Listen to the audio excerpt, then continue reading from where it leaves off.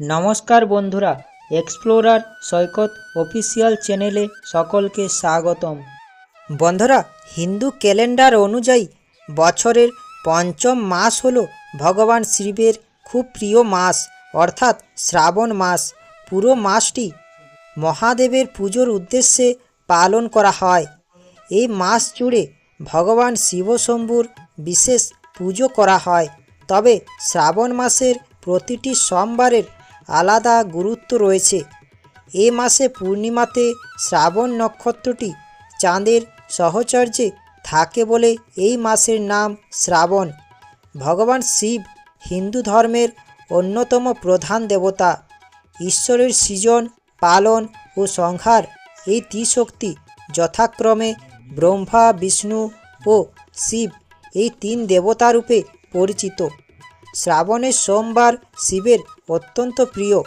মনে করা হয় যে সোমবারের উপবাস করলে সমস্ত মনস্কামনা পূরণ হয়। শ্রাবণ মাসের কোন কোন দিন সোমবার পড়েছে? শ্রাবণ মাসের সোমবার পালন করলে কোন কোন উপকরণ লাগে? শ্রাবণ মাসের সোমবার পালন করলে কি হয়? সমস্ত কিছু জানতে পারবেন এই গুরুত্বপূর্ণ ভিডিওতে, তাই ভিডিওটি শেষ পর্যন্ত দেখুন।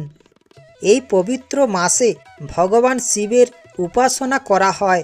মনে করা হয় যে শ্রাবণ মাসে শিব পার্বতী উভয়ই মর্তে নেমে এসে পৃথিবী ভ্রমণ করেন ও ভক্তদের প্রার্থনায় সাড়া দিয়ে আশীর্বাদ করেন। প্রতি সোমবার শিব ভক্তরা উপবাস রাখেন ও বিশ্বাস করেন যে জীবনের যাবতীয় সমস্যার কাণ্ডারি ও সুখ সমৃদ্ধি অর্জনে সহায়তা করবেন মহাদেব। সারা শ্রাবণ মাসে মহাদেবের পুজো করতে না পারলেও প্রতি সোমবারগুলি পালন ও ব্রত করা অত্যন্ত শুভ। সেই জন্য শিব ভক্তরা শ্রাবণ মাসের প্রতি সোমবার পালন করেন। বন্ধুরা, এই বছর মানে 2025 সালে শ্রাবণ মাসের পয়লা শ্রাবণ ইংরেজির 18 জুলাই শুক্রবার থেকে শুরু হচ্ছে। এই বছর শ্রাবণ মাসের প্রথম সোমবারটি পড়েছে বাংলায় 4 শ্রাবণ, ইংরেজির 21 জুলাই প্রথম সোমবার, এবং দ্বিতীয় সোমবারটি পড়েছে বাংলায় 11 শ্রাবণ, ইংরেজির 28 জুলাই দ্বিতীয় সোমবার, এবং তৃতীয় সোমবারটি পড়েছে ইংরেজির 4 আগস্ট, বাংলায় 18 শ্রাবণ তৃতীয় সোমবার, এবং চতুর্থ সোমবারটি পড়েছে বাংলায় 25 শ্রাবণ, ইংরেজির 11 আগস্ট চতুর্থ সোমবার। বন্ধুরা, 2025 সালে শ্রাবণ মাসে মোট 4টি সোমবার পড়েছে। বন্ধুরা, শ্রাবণ মাসকে ভগবান শিবের মাস বলা হয়। হিন্দু ধর্মাবলম্বীদের কাছে এই মাস অত্যন্ত পবিত্র। ভক্তরা মনে করেন যে শ্রাবণ মাসে ভক্তি ভরে শিবের মাথায় জল ঢাললে ও আরাধনা করলে মহাদেব প্রসন্ন হন, ভক্তের মনোবাঞ্ছা পূর্ণ করেন তিনি। পৌরাণিক কাহিনী মতে সমুদ্র মন্থনের সময় হলাহল বিষ উৎপন্ন হলে মহাদেব সেই বিষ পান করে বিশ্বকে রক্ষা করেন। বিষের তীব্র জ্বালা উপশমের জন্য দেবতারা শিবের মাথায় জল ঢালেন। এই ঘটনা শ্রাবণ মাসেই ঘটেছিল বলে মনে করা হয়। তাই এই মাসে শিবলিঙ্গে জল ঢালা বা জলাভিষেক করা অত্যন্ত পুণ্যের কাজ। বৃষ্টির ধারা যেমন পৃথিবীকে সিক্ত করে শীতল করে, তেমনি ভক্তদের ভক্তি ধারা শিবের কৃপা লাভের পথ খুলে দেয় শ্রাবণে। বন্ধুরা, কথিত আছে যে শ্রাবণ মাসে মহাদেবের শ্বশুরবাড়ি আগমন ঘটে এবং তিনি কৈলাস ছেড়ে পৃথিবীতে আসেন। তাই এই সময়ে শিবের পুজো করলে তিনি সহজে প্রসন্ন হন। শ্রাবণ মাসে প্রতিটি সোমবার শ্রাবণ সোমবার নামে পরিচিত এবং এর বিশেষ মাহাত্ম্য রয়েছে।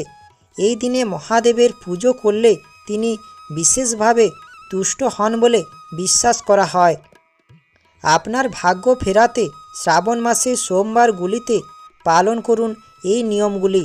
শ্রাবণ মাসের সোমবার সকালে স্নান করে শুদ্ধ বস্ত্রে মন্দিরে যান এবং শিবলিঙ্গে শুদ্ধ জল, কাঁচা দুধ, বিল্বপত্র, ধুতরা ফুল, আকন্দ ফুল, চন্দন এবং মধু নৈবেদ্য সাজিয়ে দিন। ওম নমঃ শিবায় মন্ত্র জপ করতে করতে জলাভিষেক করুন। এতে আপনার মনোবাঞ্ছা পূর্ণ হবে।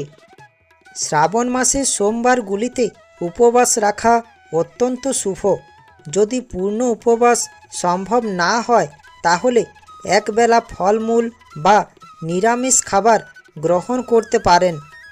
আপনার মানসিক ও শারীরিক শুদ্ধতার জন্য এই উপবাস অত্যন্ত গুরুত্বপূর্ণ।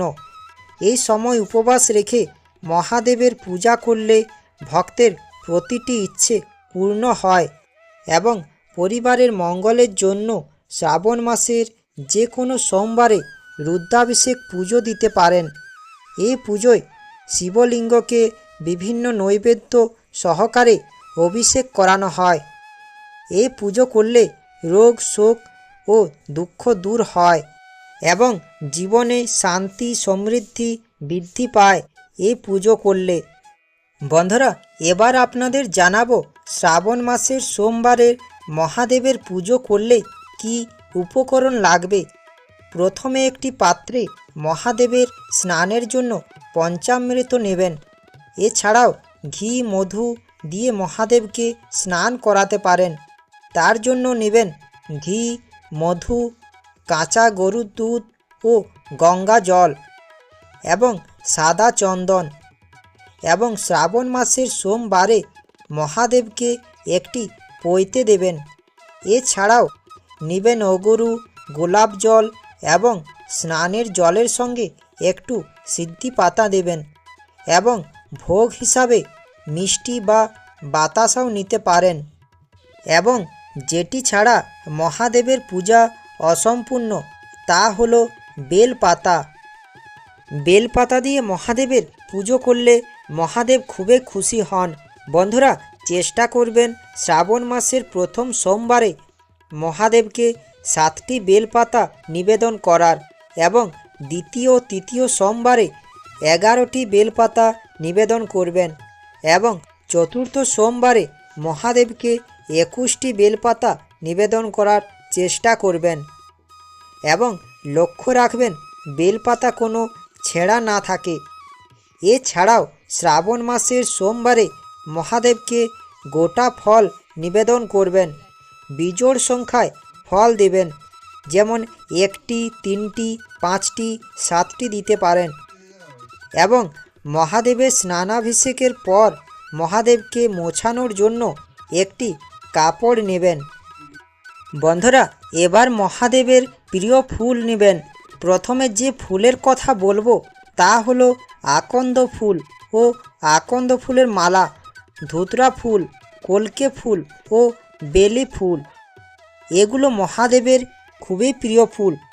এছাড়াও মা দুর্গাকে নিবেদন করার জন্য একটি লাল জবা নেবেন। এরপর মহাদেবের আরতির জন্য ধূপ, দীপ এছাড়াও কর্পূর নেবেন এবং মহাদেবের মাথাতে জল ঢালার জন্য একটি পাত্র নেবেন। যদি কমণ্ডলু থাকে তাহলে ভালো হয়। পুজোর পর দক্ষিণা রাখবেন। এরপর আতপ চাল রাখবেন। বন্ধুরা, শ্রাবণ মাসের প্রথম সোমবার খুব ভোরবেলায় ঘুম থেকে উঠে পরিষ্কার পরিচ্ছন্নতার যত্ন নিন এবং স্নানের পর পরিষ্কার কাপড় পরিধান করুন। ভগবান শিবের আরাধনায় শারীরিক ও মানসিক পবিত্রতা অত্যন্ত গুরুত্বপূর্ণ বলে মনে করা হয়। শ্রাবণ মাসের সোমবারের পুজো করার সময় মহাদেবকে চাল অর্পণ করতে ভুলবেন না। এমনটা মনে করা হয় যে এই পুজোর সময় চাল অর্পণ করলে আর্থিক সমস্যা কমে যায়। জীবনে খারাপ ঘটনা এড়াতে মহাদেবের পুজোর সময় জব অর্পণ করুন। এর ফলে জীবনে অনেক দুর্ঘটনার হাত থেকে মুক্তি পাওয়া যাবে। জব দিয়ে মহাদেবের আরাধনা করলে বাড়ির ভিতরে যদি কোনো অশুভ শক্তি থাকে তাও দূরে চলে যাবে এবং শুভ শক্তি প্রবেশ করতে সক্ষম হবে। এর ফলে হারানো সুখ শান্তি ফিরে আসে ও জীবন আনন্দেতে ভরে ওঠে। আশা করি শ্রাবণ সোমবারের ভিডিওটি দেখেও শুনে আপনাদের ভালো লাগবে। ভিডিওটি দেখেও শুনে ভালো লাগলে আমার চ্যানেলটা সাবস্ক্রাইব ও লাইক করার অনুরোধ রইল। ভিডিওটি সকলের কাছে পৌঁছেও দেওয়ার অনুরোধ রইল। ধন্যবাদ।